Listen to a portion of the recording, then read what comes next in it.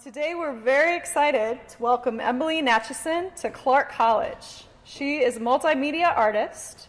She received a BFA from the Maryland Institute College of Art in 2006 and an MFA from Cranbrook Academy of Art in 2010. Nachison has had numerous solo exhibitions, and she's been included in multiple group shows across the country. This year, she received an Artistic Focus Project Grant from the Regional Arts and Culture Council in Portland, Oregon. Nachison is currently the Interim Fiber Department Chair and a visiting faculty member at the Oregon College of Art and Craft in Portland, Oregon. So let's welcome Emily tonight.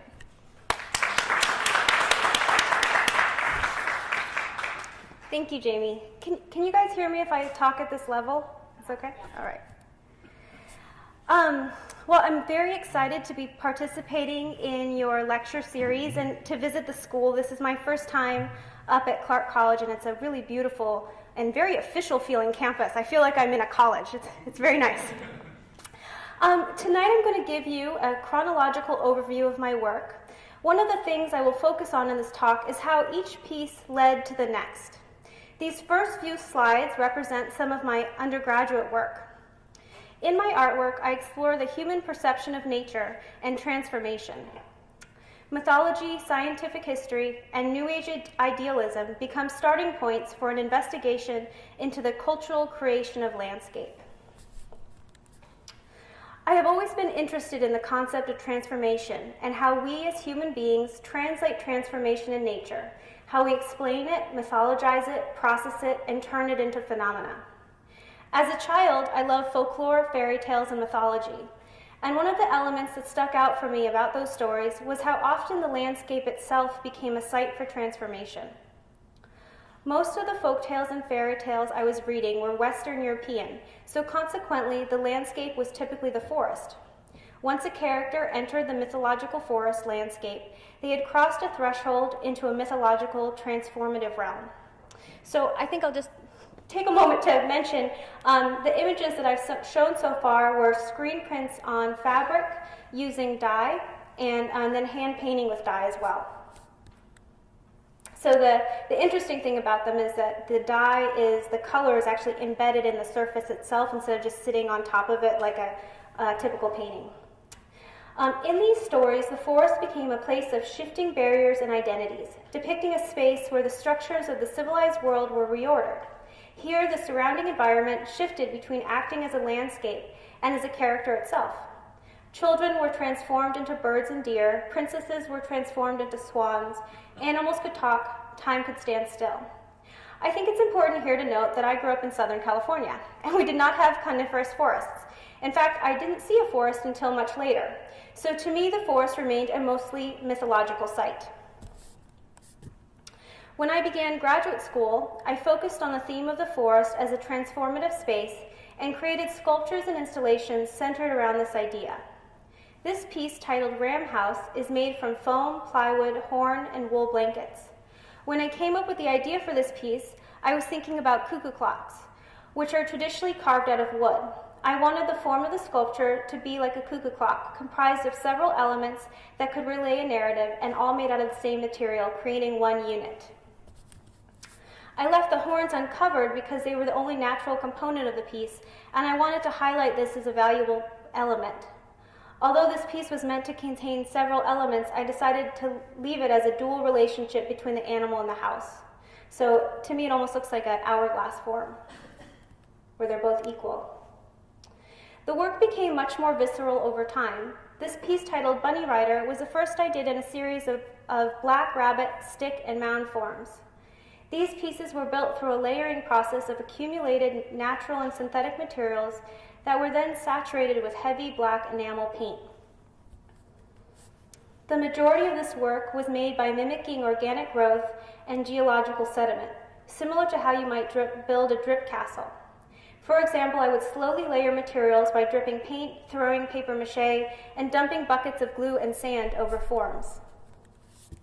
I did this so that the pieces would feel natural, as if they had been created over time by natural forces, like a tree burl or geode. I wanted to keep my hand as the maker invisible. If I lower the microphone, can you guys still hear me? Yeah. Okay. This series of work was meant to feel as if it rose up from the dark matter of the forest floor. I chose to make the work black so that it was reduced to a dark textural silhouette. In my work, I often use monochromatic color palettes and surface treatments to classify, illustrate, and group objects. This system suggests a shared narrative about environment, origin, and history. By skinning or coating objects in one material and color, I visually unify the form, which is often made from a variety of found objects and materials. After focusing on animal forms that existed on the ground, I began thinking about what would exist above in the environment I was creating. Many of the sculptural forms I had been making were mound and pile shaped, so to find this new form, I mirrored the image of a mound. This, to me, looked a lot like the drape of a net. This installation is called Artifacts. So after that, I began to intuitively make colorful nets out of waxed linen thread and tie objects into them, such as quartz crystals, blackbird feathers, and pieces of metallic shred to attract light. These nets represented a middle ground, hung from above but containing elements from an earthly realm. At this time, I was reading a lot of Joseph Campbell and Carl Jung, and was thinking about mythology and Carl Jung's theory of the collective unconscious. I also began to experiment with the shadows cast by the nets and began bringing in more synthetic materials. The denser hanging form in this image is military camouflage netting that has been dipped in latex paint. After making the nets for several months, I began to abstract the forms and think less about the original animal narrative of the pieces and more about the environment I was creating and what the physical experience was of standing inside one of my installations. This idea led to a series of installations consisting of industrial netting and white military camouflage netting hung from the ceiling, creating an environment of knotted webs and hanging masses. This work asked viewers to slightly bend and negotiate their bodies as they moved in and around the installation, making it subtly interactive. I transformed the netting to resemble vines and parasitic plants by cutting up the grid of the net, tying together sections of the materials, and then heavily coating them with white paint. By altering the grid of the pattern of the netting to resemble plant forms, the installation spoke of structural decomposition. There are 4 incarnations of this piece: white mass, white netting, white room, and white environment. I continually built up the installation through the addition of new materials, painting, cutting, and rearranging sections. Because of the intuitive nature of this work and its lack of built-in structure, every time I installed it for display or to work on it in my studio, I hung it differently. So the piece was constantly evolving. While I was making the white netting series, I began to associate the installations with underwater environments, like kelp forests or suspended masses of trash found in the ocean. Additionally, the shadows of the nets resembled plant forms and the surface of water from underneath looking up. Since I had spent a lot of time in the ocean growing up, I realized that I had a much deeper understanding of what it felt like to be underwater than I did of being in a forest landscape. I used this understanding to envision an otherworldly natural space.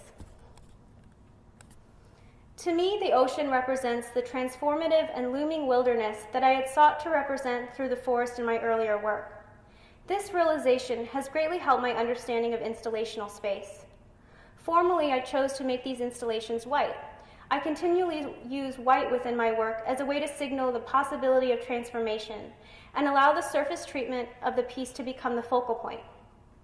I use the connotations that white carries with it: purity, cleanliness, and spirituality. However, the work is not clean. It is multi-layered. I use white paint as a way of coating, glazing, and layering, creating a crust over the forms and found materials in my installations. By coating my materials in the associations of white, I suggested that the forms are not pure but coated, hiding a darker history. I also began incorporating chandelier crystals into several of the forms to signal organic growth and accumulation.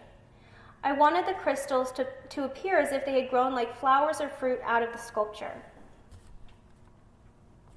Crystals were a fitting object to grow from the repurposed grids of the nets because of their geometric shape. The internal structure of a crystal is actually composed out of a set of atoms arranged like a grid in a pattern called a lattice. The symmetry and structure of this pattern determines what the facets of the form of the crystal will look like. By referencing chandeliers and jewelry, the crystals turned the installation into a romanticized and decorative vision of nature. In these installations, I also began to experiment with light and shadow. The crystals were meant to attract light and reflect small rainbows onto the forms, referencing decoration, romanticism, and New Age spirituality. White Room was the largest and most immersive iteration of this series, and this coincidentally is an image of White Room. After making White Room, I began to reconsider what it meant to be mimicking nature and constructing spaces that were meant to convey a sense of beauty. This seemed problematic in a world of constructed artificial environments and experiences. So I began researching the history of kitsch, romanticism, and the construction of artificial nature. And while I was doing that research, I made a set of fake rocks, titled Rocks. There, you laughed now. Good, someone laughed. The rocks were made by carving styrofoam and coating them with a textured sealant, the same way that fake rocks are made for movie sets.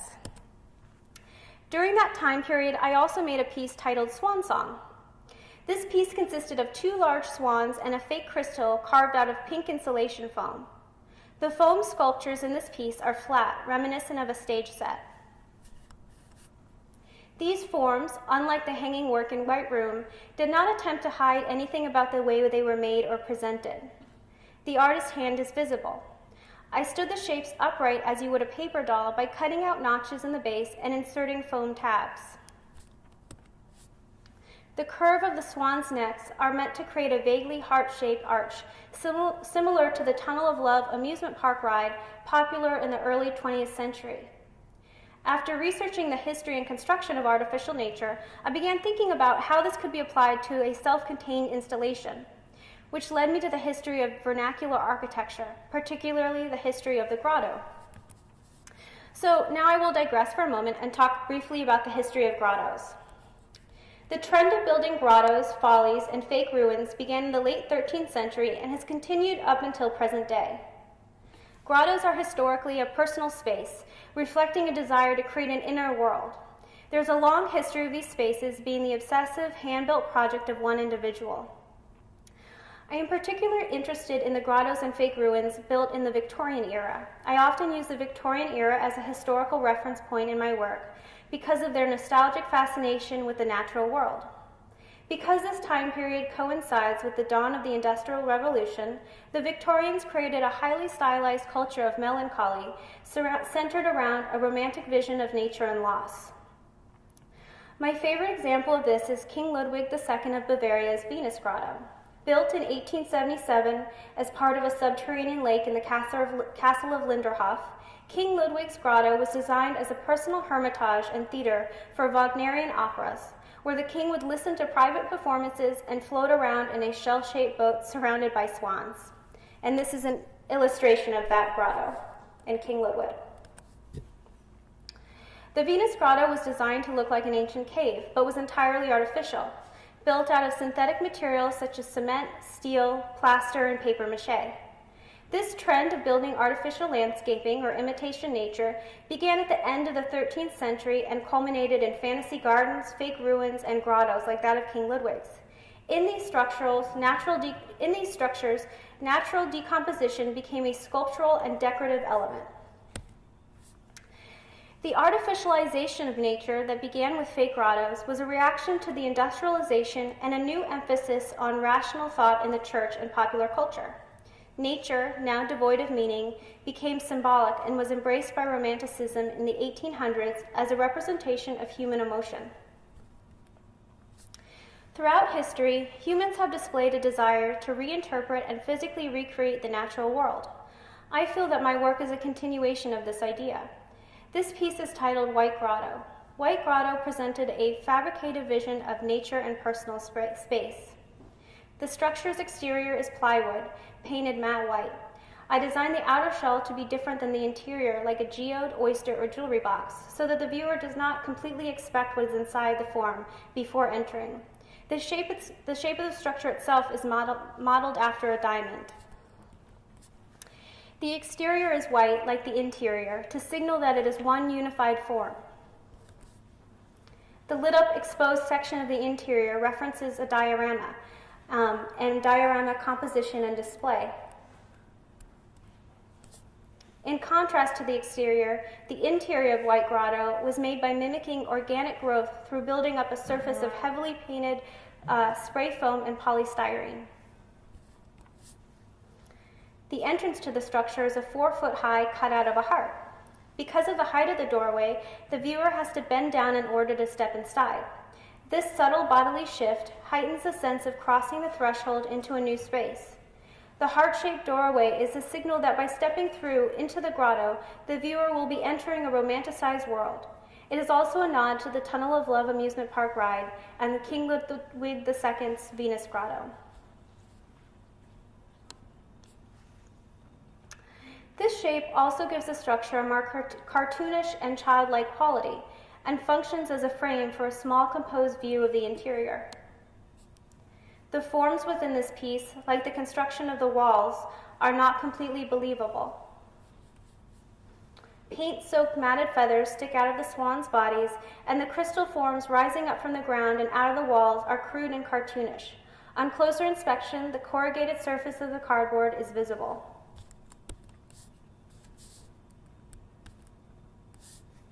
The swans seated in the interior reiterate the concept of a romanticized and constructed nature.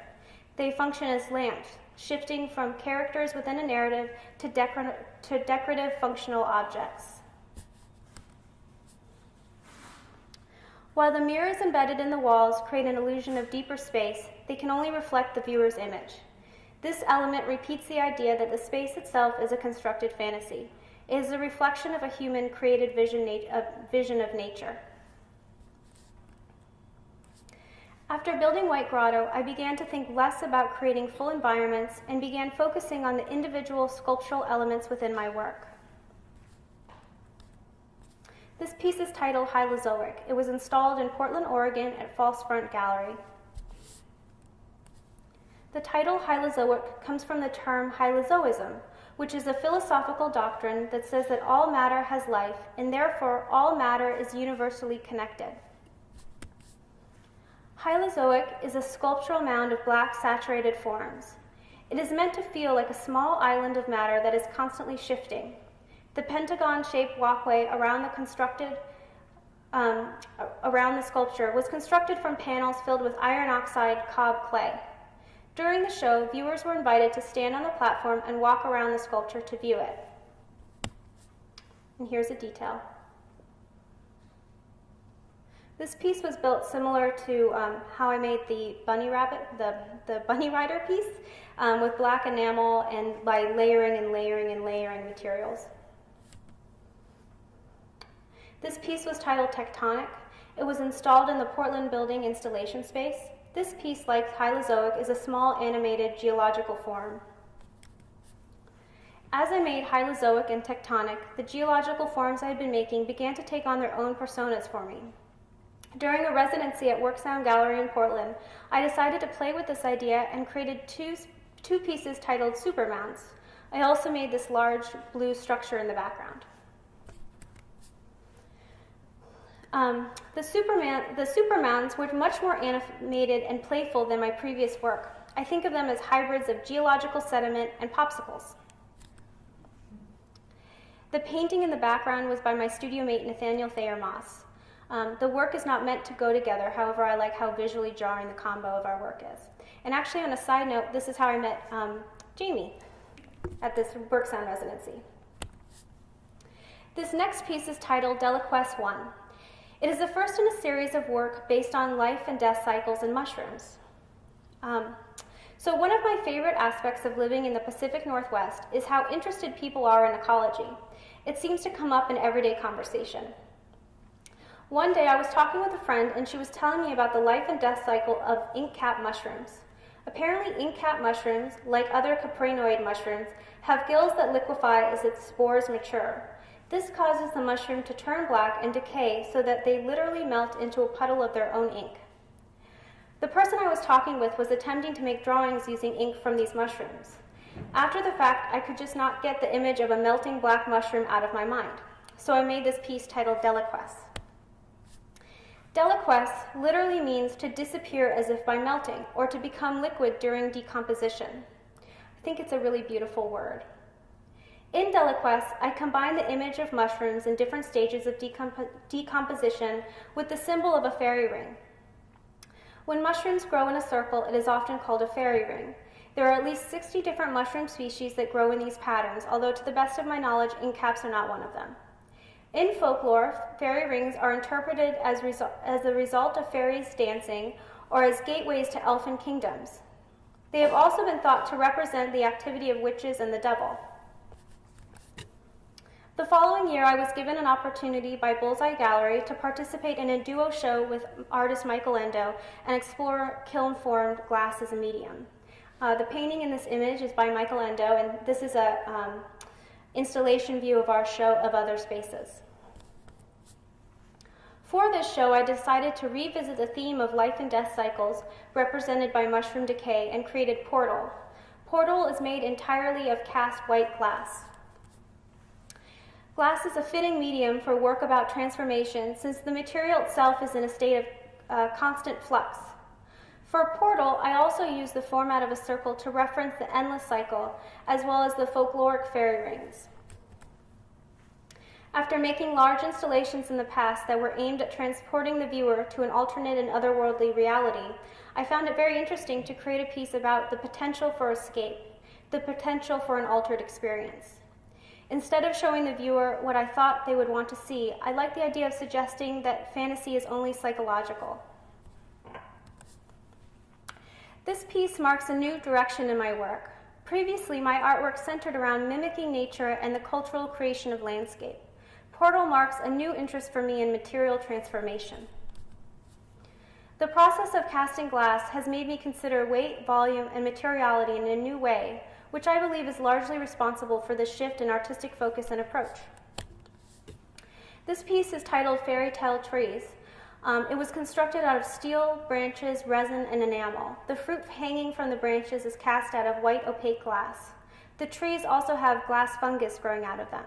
This piece, similar to Swan Song, is a curved archway creating a potential gateway. Also, similar to my previous hanging work, the shadows play an important role in this sculpture. And then here are some details of the branches with the glass fruit.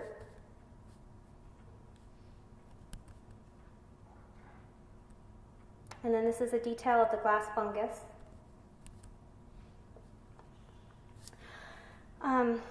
Last year, I began making a series of work exploring the life and death cycles and the transformation of matter. Hall of Conversion, pictured here, was the first piece in this series. It was installed in the Disjecta Contemporary Art Center's vestibule gallery. I think of Hall of Conversion as being the next iteration of the Portal sculpture.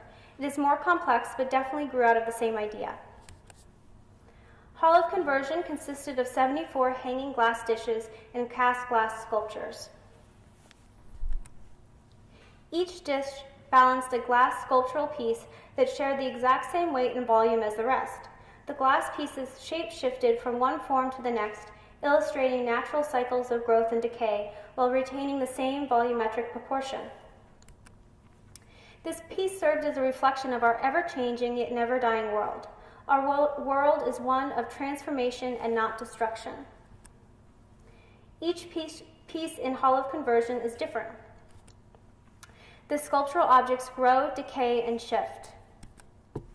Each shift is marked by a slight color change as well. The colors shift from a blue-gray to white to yellow to gold to red to pink and then back again. I chose to use rich gem-like colors to underscore the feeling of preciousness and to make the hallway of the vestibule gallery reference a hall of gems in a museum or reliquary. One aspect that I find very interesting about glass is that it is considered such a precious and fragile material. This is a shift from the everyday repurposed building materials I had been working with previously and the connotations that they carry. I am interested in using the fragility of glass to create a relationship with the viewer, to make the viewer aware of their actions in a space and of their physical proximity to the work. The architecture of Vestibule Gallery provided an interesting challenge for displaying and hanging work. The gallery is a long, narrow hallway. I hung the pieces in a column that cut through the center of the space. The work was hung just below eye level so that viewers could look down at the pieces as if they were scientific specimens resting on an invisible table. Because the space was so tight, viewers had to be very careful as they walked down the hall. This contributed to a sense of preciousness about the work. The second piece I did in this series was titled Crystalline Conversion. Similar to Hall of Conversion, Crystalline Conversion is a series of shape-shifting organic objects cast in glass. These pieces also retain the same weight as they change form. To me, this is very important because it implies that the actual form does not matter. It is literally the same material changing shape in front of the viewer. Here are some details from the installation that illustrate the growth and decay cycles. So here's a mushroom growing. So it's almost full grown. A full grown mushroom that's starting to have another piece growing out of it. And then that piece starts to take on more of a life of its own and gets bigger. And then here's an image of a mushroom decaying. Rock begins to crystallize, crystal growing. I will conclude this lecture by talking about my current research and a few of my upcoming projects. This past summer, I visited the Yale University Beinecke Rare Book and Manuscript Library. I went there to view and document their alchemical book and manuscript collection.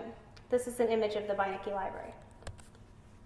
The trip was made possible by a Regional Arts and Culture Council Artistic Focus Project Grant. The Beinecke Alchemical Collection was donated by Mary Mellon. Mellon was a dedicated follower of Carl Jung and was largely responsible for his American presence. Carl Jung based much of his research on universal symbols of alchemy and alchemical texts.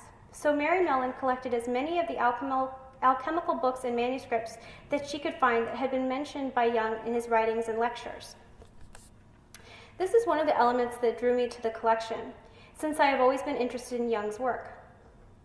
Here are a few images from the manuscripts I viewed. I took hundreds of photographs, which I am now in the process of editing through.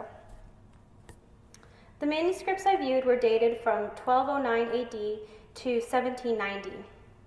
This is an image from one of the more recent books in the collection. It's from 1790. Most of the documents I viewed had illustrations of alchemical processes and transformations that were personified and veiled in Christian symbology and allegory. Because the alchemist's goal was both spiritual and material, alchemy offers a unique combination of the practical and highly symbolic. Materials were endowed with highly figurative personas and narratives. In reading nature symbolically, the alchemists were depicting the human thought process at work. Many of the books themselves are going through a transformation. The books have been rebound repeatedly, and the ink on that many of the texts were written with was not archival and has burned through and eaten away many of the pages. The ink that was usually made from oak gall, which was a commonly used ink in the Middle Ages. This is an image of one of the decaying texts. Many of the book pages in the collection were so eaten away that they looked like lace. This image is from a manuscript from 1550 with small ink drawings of alchemical apparatus, mostly flasks and other glasswork. This image is from one of my favorite pieces in the collection. It is the Voynich manuscript. The Voynich manuscript is thought to date back to 1209 AD and is the oldest known botanical and alchemical manuscript. It was written on parchment in an unidentifiable language thought to be derivative of Roman. The Voynich manuscript is full of beautiful and crude drawings of plant species. It has also a bit of a cult following. Some people believe that it contains secrets, and some people think it is a fake. It is a very interesting book, and it's very gorgeous to look through. I feel very lucky that I was able to view and handle it. Here are a few other images from the collection. They are from a manuscript from 1760. Most of the images and the writing is about the order of the Rosicrucians. The Rosicrucian order is a philosophical and humanistic fraternal organization devoted to, quote, the study of the elusive mysteries of life and the universe. This is one of my favorite pieces. The square piece on the bottom is a piece of vellum with a phoenix drawn onto it, and on the back of the vellum, obscured with the drawing of the phoenix, is backwards writing that's actually been pasted into the book. So they were very secretive about this knowledge.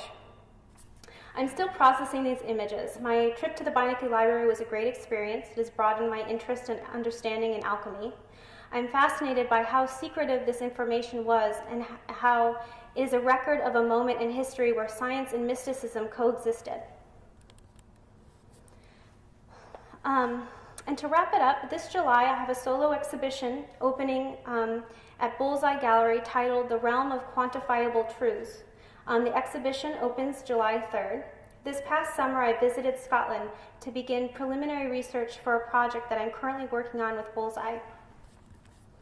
The work displayed at Bullseye this summer will later travel to Scotland and be installed in a converted 17th century barn in the Scottish Highlands. I will be going again this summer to install a section of the show and teach a 2-week workshop at Northlands Glass with Michael Endo. The workshop is a collaboration between the Oregon College of Art and Craft and Bullseye Glass. Here's a picture of the barn before the renovations that I will be installing in. Here's the outside. Here are some sheep.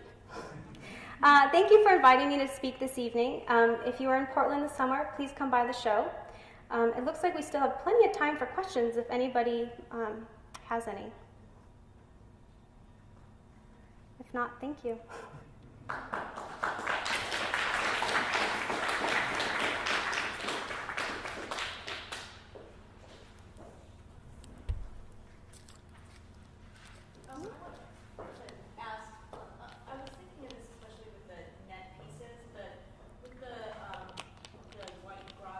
Yeah. So in terms of the physical act of installing, much less constructing the elements, I mean, you don't really talk about that, Yeah. but it must be a huge part of the work, and I wonder just kind of what it feels like. Do you feel like that's an important part of the end result that we experience as a viewer? You know, that's a very good point.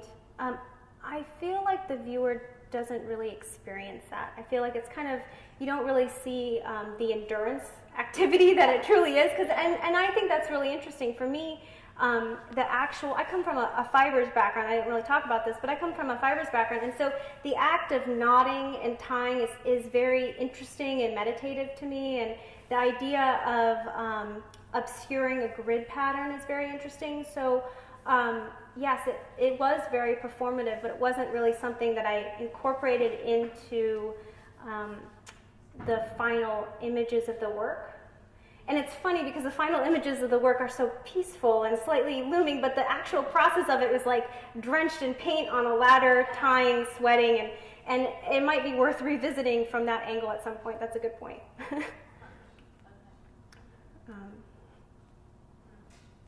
Grant? It was hard to tell a little bit from like when you were tying crystals into those net structures early on.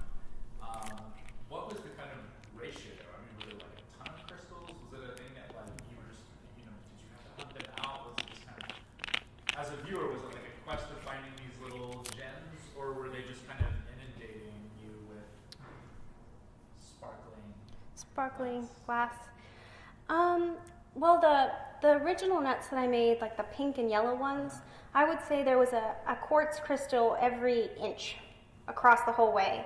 And so the net itself became very heavy and kind of like this skin. So when it hung, it had a lot of drape, and you don't really see that in the images. The other pieces, the hanging white pieces, you kind of have to come up to it and then you'd see them. So similar to a drawing, it would be a moment of detail. And I started to get it to the point where you could start to see little rainbows reflecting, but it didn't really go as far as it could have, I suppose. Well, no, it just made me think a lot about like semi-precious versus kind of, I don't know, like less precious or some, throwaway kind of material. And, I was wondering how much, if any of that still plays out in your kind of more now precious glassware that you've been doing recently, where everything feels kind of gem-like and tends to glow from however it's led, and it feels kind of like it's shed a little bit of that kind of detritus feeling. Yeah. That's not really a question. Yeah, I mean, it's an interesting observation. And in the work that I'm creating now in my studio for this upcoming show is bringing in a little more of that, but it's definitely not as extreme as it was before.